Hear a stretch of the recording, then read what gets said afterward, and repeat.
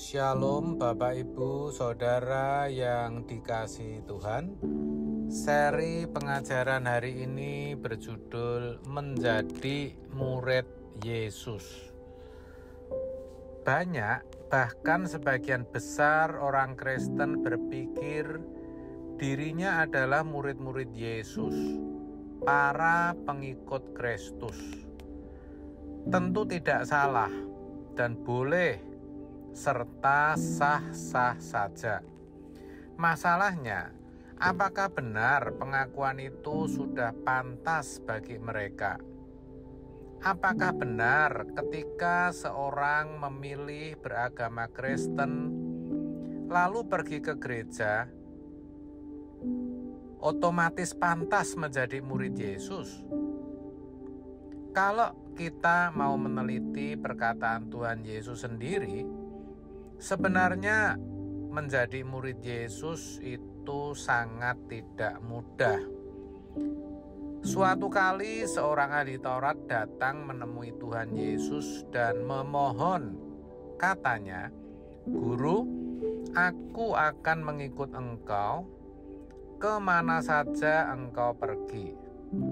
Yesus berkata kepadanya, "Serigala mempunyai liang dan burung mempunyai sarang, tetapi anak manusia tidak mempunyai tempat untuk meletakkan kepalanya." Matius 8 ayat 19-20. Coba perhatikan bagaimana ahli Taurat itu memulai percakapan dengan menyebut Tuhan sebagai guru. Lalu ia memohon agar diizinkan mengikut Yesus kemanapun dia pergi. Ini jelas menunjukkan bahwa ia ingin menjadi muridnya. Tapi apa jawaban Tuhan? Serigala mempunyai liang dan burung mempunyai sarang, tetapi anak manusia tidak mempunyai tempat untuk meletakkan kepalanya. Artinya, Tuhan menegaskan bahwa untuk menjadi muridnya harus siap untuk mengalami penolakan-penolakan. Ini bukan hal yang mudah. Jadi, kalau kita baru dipandang rendah saja sudah kecewa, marah. Kalau baru dipersalahkan saja sudah emosi, tentu kita belum bisa menjadi murid Yesus.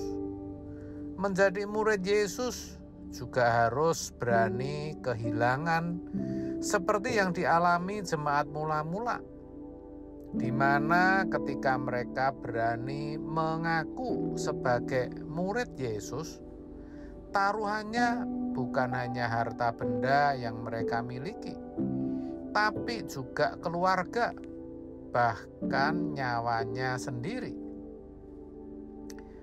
Kita sebenarnya juga sama, saudara. Tuhan Yesus sendiri yang berkata, "Demikian pula lah tiap-tiap orang di antara kamu yang tidak melepaskan dirinya dari segala miliknya tidak dapat menjadi muridku." Lukas 14 ayat 33. Jadi, untuk bisa diterima sebagai murid Yesus, kita harus bisa melepaskan diri dari segala milik kita, yang artinya jangan sampai kita terikat atau dibelenggu oleh apapun yang ada pada kita. Boleh saja kita berkeluarga, punya karir yang bagus, pekerjaan yang berhasil, hobi atau kesenangan, pergaulan, dan sebagainya. Tapi ingat, jangan sampai semua itu mengikat kita atau semua itu menjadi obsesi kita, sehingga seluruh hidup kita, tenaga kita, keuangan kita hanya kita pakai untuk mengejar semuanya itu. Kalau seperti itu, kita jadi tidak bisa dididik. Tidak mungkin orang yang terikat dengan kesenangan-kesenangan bisa mengerti firman, sebab suka membaca firman saja belum tentu, apalagi mengerti, apalagi melakukannya. Dan kalau tidak melakukan firman, tidak mungkin seseorang bisa serupa Yesus. Padahal hidup seorang murid haruslah mencontoh gurunya, haruslah sesuai dengan apa yang diajarkan gurunya.